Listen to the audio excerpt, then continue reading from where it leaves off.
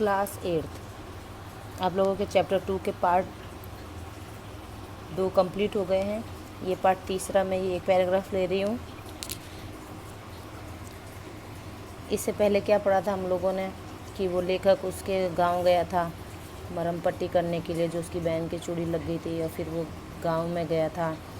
फिर उसको याद आया कि वो बदलू नाम का जो आदमी था वो चूड़ियाँ बनाता था, है ना। फिर अब ये गया उसके घर में। बदलू, नमस्ते बदलू काका, मैंने कहा। नमस्ते भैया, उसने मेरी तरफ नमस्ते का उत्तर दिया और उठकर खाट पर बैठ गया, परंतु उसने मुझे पहचाना नहीं और देर तक मेरी ओर निहारता रहा। यानी वो भूल चुका था क्योंकि वो बहुत बूढ़ा हो गया था। मैं हूँ जनार्दन काका, आपके पास से गोलियां बनवा कर ले जाता था। मैंने अपना परिचय दिया। बदलू फिर भी चुप रहा।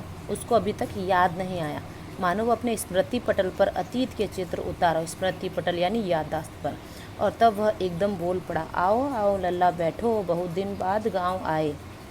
हाँ, इधर आना नहीं हो सका काका, मैंने चारपाई पर बैठते हुए उत्तर दिया।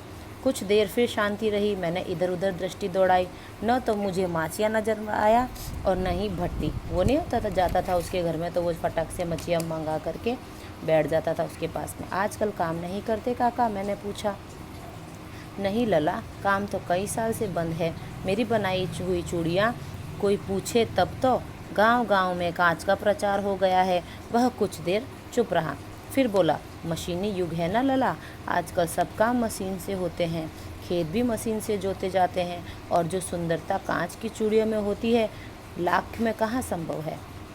लेकिन कांच बड़ा खतरनाक होता है, बड़ी जल्दी टूट जाता है, मैंने कहा, यानी लेखक ने कहा। नाजुक तो होता है लला। कहते कहते उसे खांसी आ गई और वह देर तक खांसता रहा। मुझे लगा उसे दमा है। अवस्था के साथ साथ उसका शरीर ढल चुका था, यानी वो बूढ़ा हो चुका था। उसके हाथों पर और माथे पर नसें उभर आई थी। जाने कैसे उसने मेरी शंका भांप ली, यानी उसको पता चल गया कि मैं ये सोच रहा हूँ कि कहीं इसको कोई बीमारी तो नहीं है। शंका भांप ली और फिर बदलू ने जवाब क्या दिया, दमा नहीं है मुझे, फसली खांसी है। फसली खांसी यानी मौसमी खांसी, यही 2 महीने से आ रही है, 10-15 दिन में ठीक हो जाएगी। मैं चुप रहा। मुझे लगा उसके अंदर कोई बहुत बड़ी व्यथा छिपी, यानी पीड़ा छिपी है।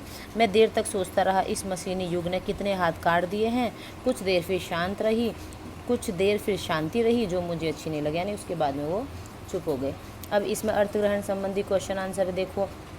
फर्स्ट वाला है, उसे शब्द किसके लिए प्रयुक्त हुआ, वह कैसे वस्तु में था। ये उसे दमा है ना, तो यहाँ उसे शब्द बदलू के लिए प्रयुक्त हुआ है। बदलू की काफ़ी उम्र हो चुकी थी, उसका शरीर ढल चुका था, अर्थात वह बूढ़ा हो गया था। इसका उत्तर ये रहा यहाँ तक। फिर सेकंड क्वेश्चन है, उसने लेखक की शंका का निवारण कैसे किया। उसने लेखक की शंका का निवारण किया और कहा कि उसे दमा नहीं है, नहीं खांसी है, यानी वो लेखक सोच रहा था ना कि इसको कहीं दमा तो नहीं है, 10-15 दिनों में ठीक हो जाएगी, यानी उस बदलू ने लेखक को ये जवाब दिया। थर्ड वाला क्वेश्चन है, मशीनीकरण से क्या हानि हुई, गद्यांश के आधार पर लिखिए। तो मशीनी युग ने कितने हाथ काट दिए, अर्थात बेरोजगारी फैल गई है। ठीक है। फोर्थ वाला क्वेश्चन है, पर्याय लिखिए। पर्यायवाची शब्द होते हैं ना, फसली, व्यथा, शांति। फसली खांसी नहीं बोला था उसने, तो फसली मतलब मौसमी या ऋतु का। व्यथा का क्या है, पीड़ा, तकलीफ। शांति का है अमन, सुकून। ठीक है, इसके क्वेश्चन आंसर कॉपी में कर लेना। नेक्स्ट वीडियो में नेक्स्ट पैराग्राफ लास्ट है, फिर उसके बाद क्वेश्चन ये चैप्टर फिनिश हो जाएगा।